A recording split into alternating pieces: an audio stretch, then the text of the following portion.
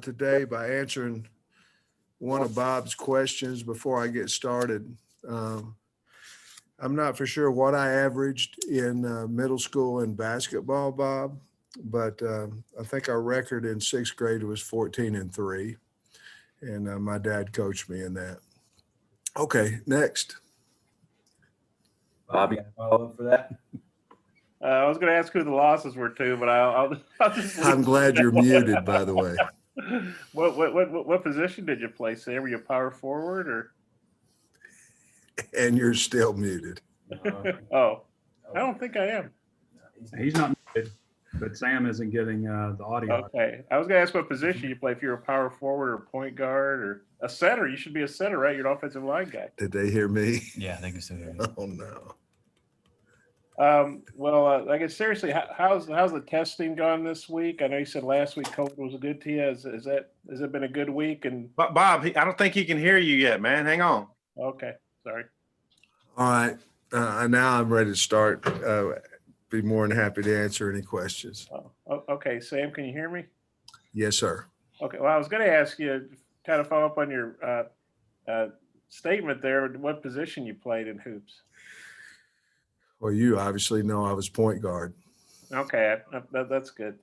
And then seriously, what kind of week has it been for you guys from a COVID testing standpoint? Do you feel good about the results? COVID's been we've had a great week with our COVID testing. It's been a good week. We went shells Monday, Tuesday, and Wednesday, and shells aren't a whole lot different than full pads, honestly, at this point in time of the year, because you're not tackling to the ground, and you can work tackle drills and individuals. So we didn't go full pads anytime this week, but we did go good on good and things of that nature, both Tuesday and Wednesday. We've had spirited practices. Scotty.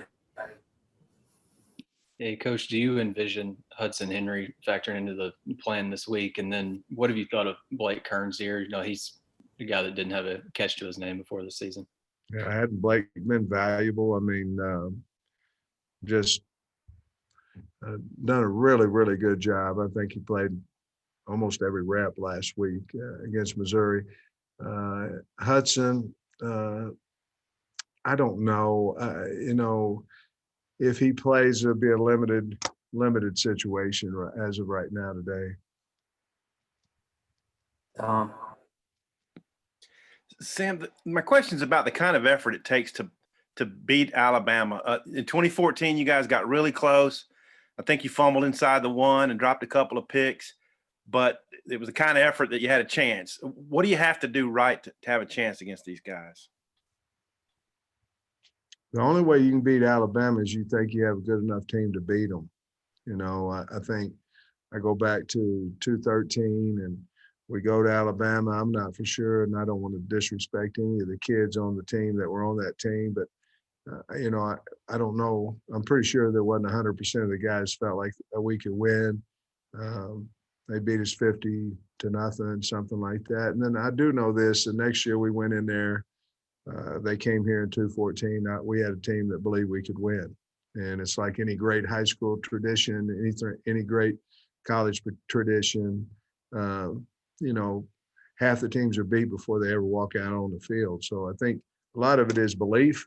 And then obviously you're going to have against a caliber team like that, they're going to have to give us the ball, give us some extra possessions, things of that nature, which they have not done all year because they're beating the heck out of basically everybody they're playing. So part of it is we have to have a break here and there, and maybe several breaks, and we can't turn the ball over and give them opportunities. You have to play a real clean game, but your belief going into it has to be, you have to have your football team believe that you're going to win the game. Yeah, Sam, I know y'all had the one postponement during the year, but you're a couple days away from your 10th game of the season, getting all games that were scheduled in. Is there a sense of accomplishment knowing that you've at least, made it this point of the season, knowing there's a lot of teams that haven't been able to do that this year? I am. I'm proud of our league. I'm proud of the SEC. I'm proud of our team. We did have to take the 1 week, week of Thanksgiving, but the very next week we rescheduled and we're able to play Missouri. Alabama is on their 10th game, and Florida is on their 10th game. And what a great job by the coaches and the players of each team that we were able to get this season in.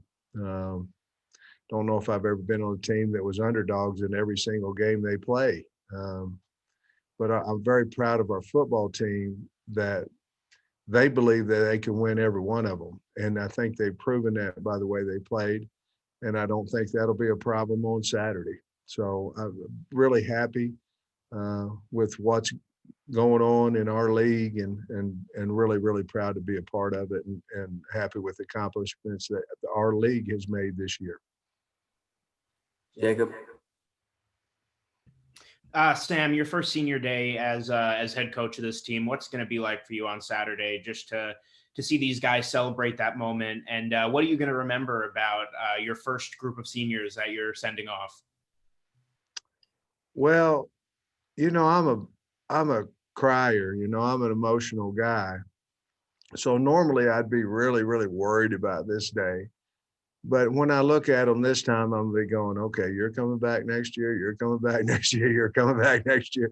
So it gave me a break, a little bit this year, because I'm hoping that we get a whole bunch of them that come back. But this team, the ones that stayed with us, I think you can ask them, and I think they are proud of being an Arkansas Razorback. And I'm not saying they weren't in the past, but I'm proud of them. I mean, we fought every single game. We believe that we can win every single game. We've been down in games and come back and won games and come back and, call here or there. We had an opportunity to win another game and been really, really proud of this group. And they'll always be the group that I think about because my first ever Division I football job. So very, very, very thankful for that group. Trey.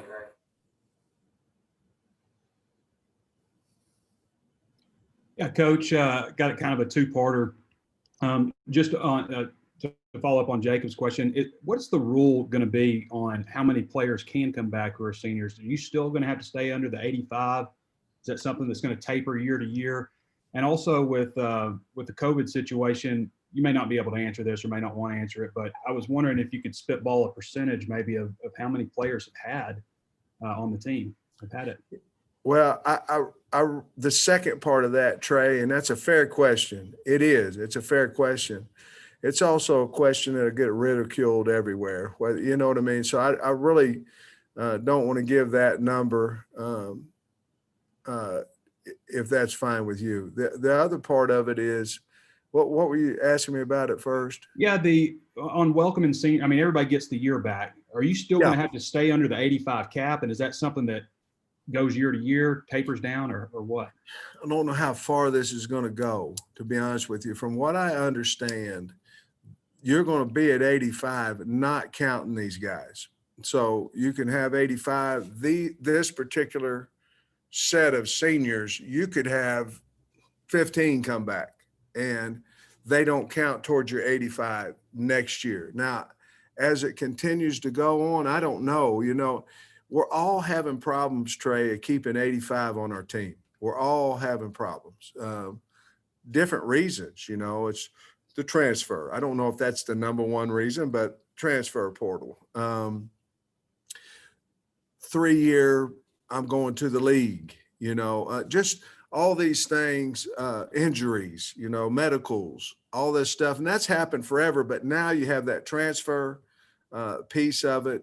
And so it's very, very difficult to stay at 85. So I'm not positive what they're going to do after this year, but my understanding is you can be at 85 plus any returning senior that you have. Coach, on Colin Sutherland, you've been kind of thin at tight end this year, and I know he hasn't helped you this year, but how is he developing at tight end? Yeah, I think he's developing as a blocker. He's a big physical kid. We route running. He's got to continue to improve there.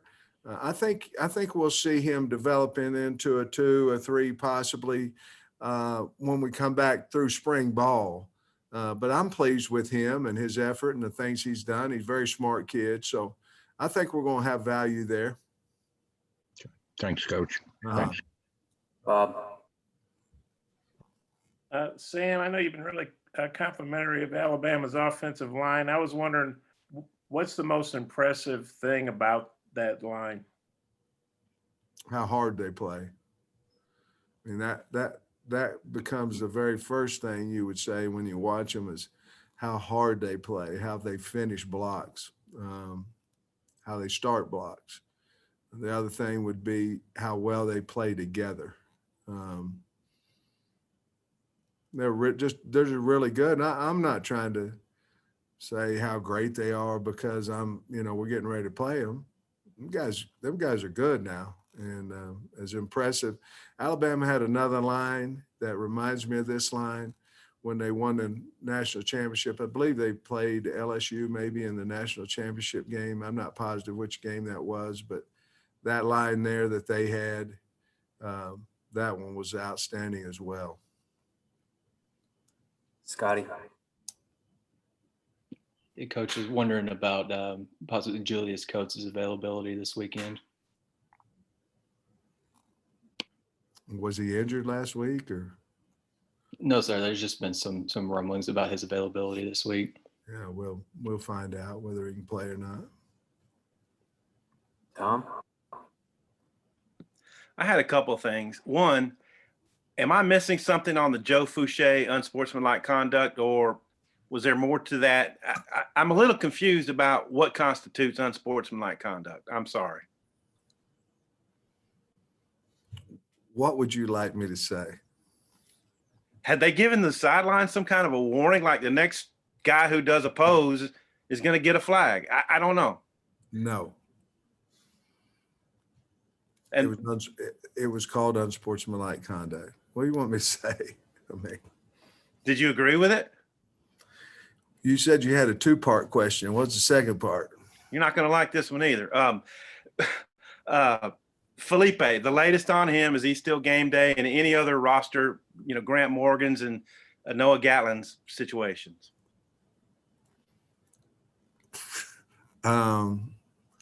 Felipe has been practicing all week, so he's been practicing all week and Grant Morgan hasn't.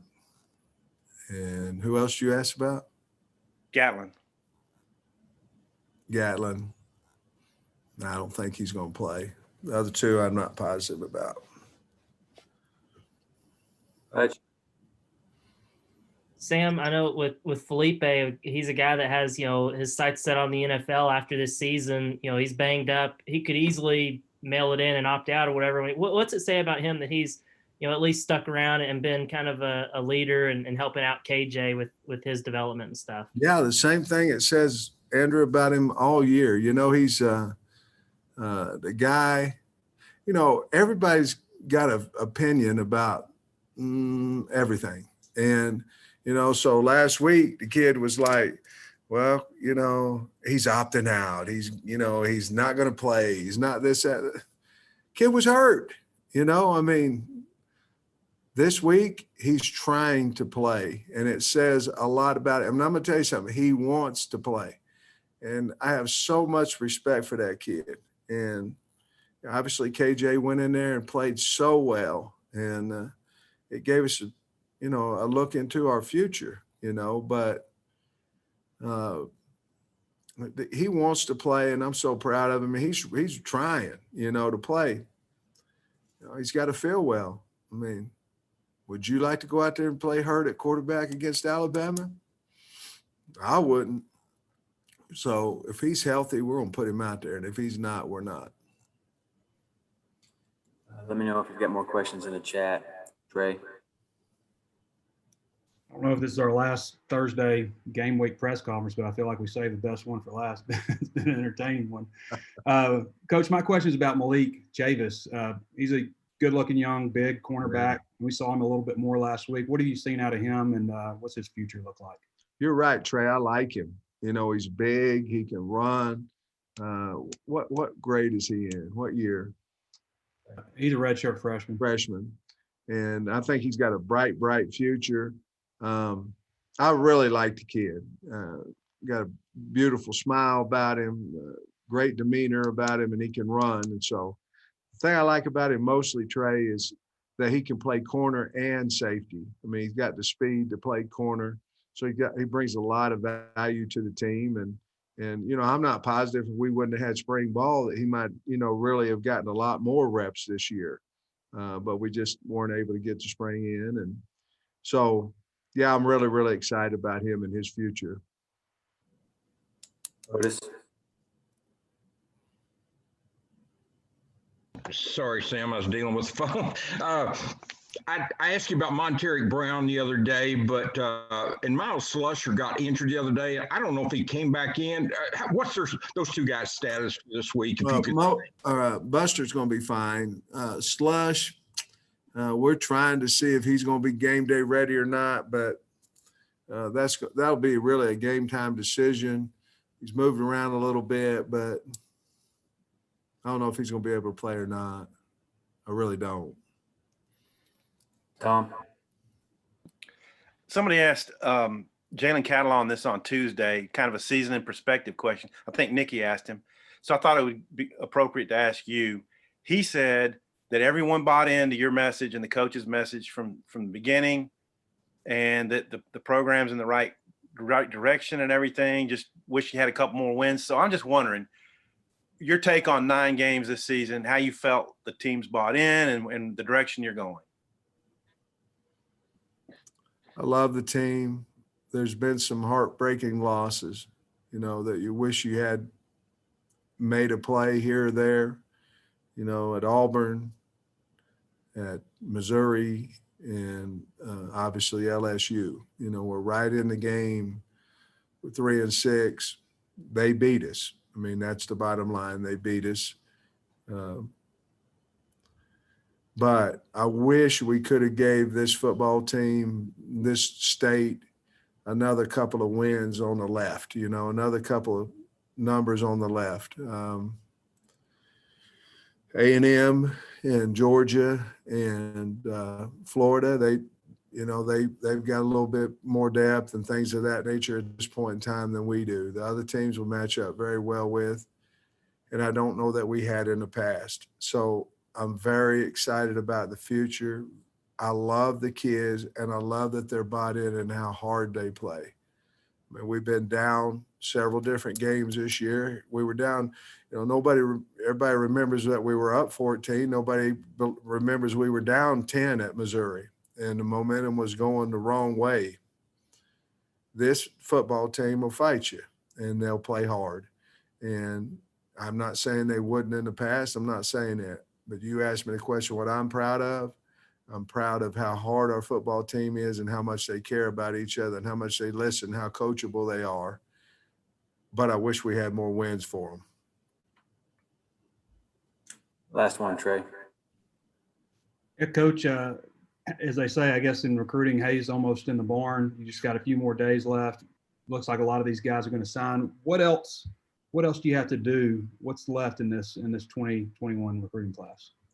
We need some big O linemen and D linemen. I think we're pretty much caught up on all the other positions. You know, when we walk out there on the field, we need to look like an SEC built football team. We have to get bigger. That's Jamil Walker's and his staff and the strength to help us with that. But to answer your question, I think we still need some big athletic offensive and defensive linemen in this class. That'll wrap us up. Thanks, Coach. Thanks, Appreciate y'all.